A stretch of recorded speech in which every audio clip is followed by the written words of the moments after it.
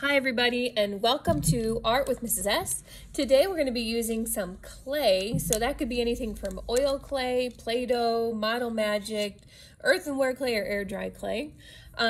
This is oil clay. So oil clay that we use here at school is a little gooey and cold to the touch. It's really hard when you get it out of that first bag because it kind of cools when you're done playing with it, so we have to warm it up. The best way to do that is kind of to squish it back and forth in your hands, and the warmth from your hands will actually make it a little gooier. If the ball itself is really big, you can actually make it into smaller parts, and the best way to do that when it's still kind of tough and firmed up is to kind of twist it and break it into smaller pieces. And now I can individually warm up those until they're like a soft taffy kind of texture. I'm looking at page 40 and 41 of my Davis digital textbook where it says create. So gather your clay and clay tools. Clay tools can be anything from a pencil or a marker lid or even a popsicle stick is what I'll use today.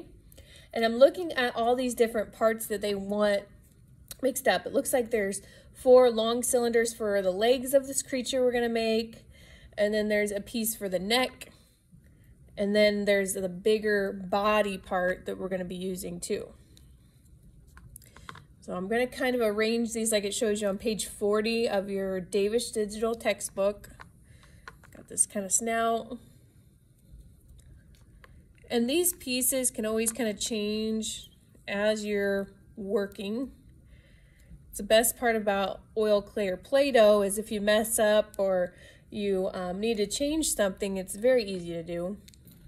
Now that I have all those pieces, I can kind of start rolling and shaping them into the shapes that are shown there. So there's kind of like a ball that's more of an oval.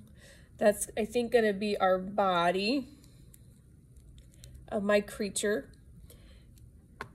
And then I also have this kind of cylindrical piece that's a little fatter than the legs will be.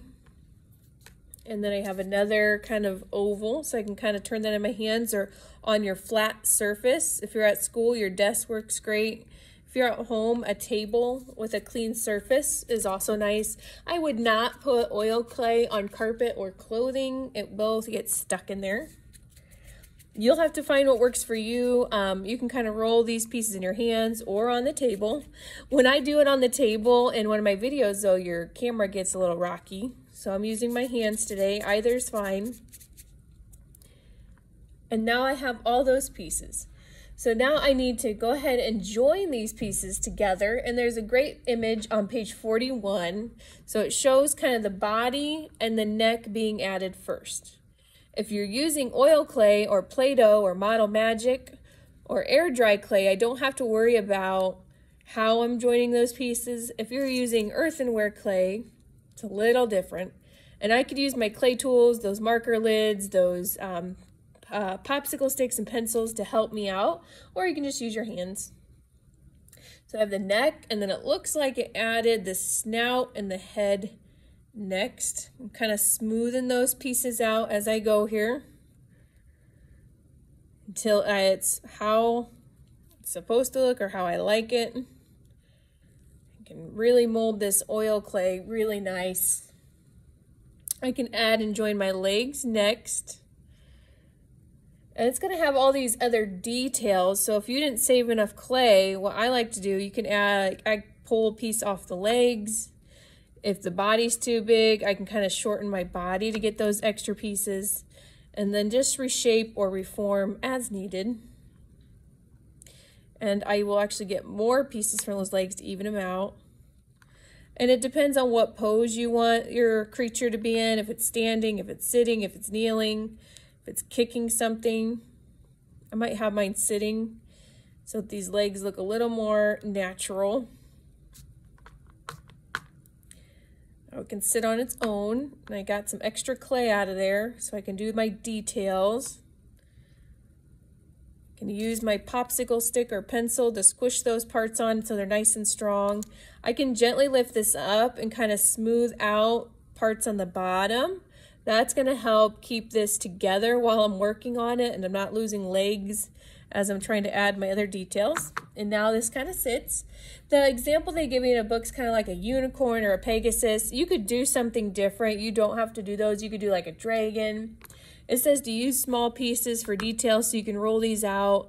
I can make that kind of unicorn horn. I could add tails. I can add like a mane to this by doing those itty bitty details. You can also kind of add bigger pieces and then sculpt them on.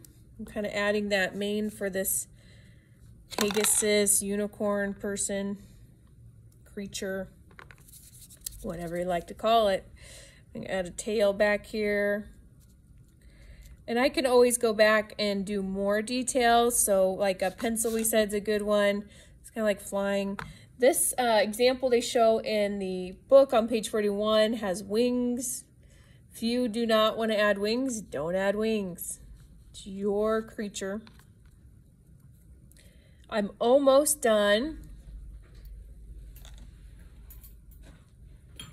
Got my pencil ready to add maybe some eyes.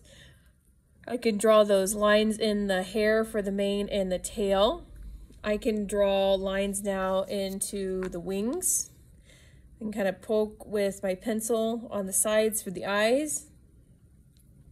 I can use my popsicle stick to cut like a mouth in my creature. I can add things like nostrils.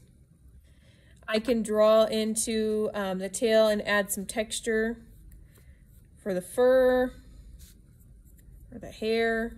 Do the same on the mane. I can carve lines on my wings so that I have those nice details and make this look more realistic. I can add details in the feet. I'm not going to add any more to mine, but you can do more than I did. You can also do a different creature. You might have to do some research if you're doing something else. But when you're done, of course, don't forget to take a picture and post to Padlet with your first and last name in the title. And I can't wait to see all your wonderful clay creatures. Have a great day.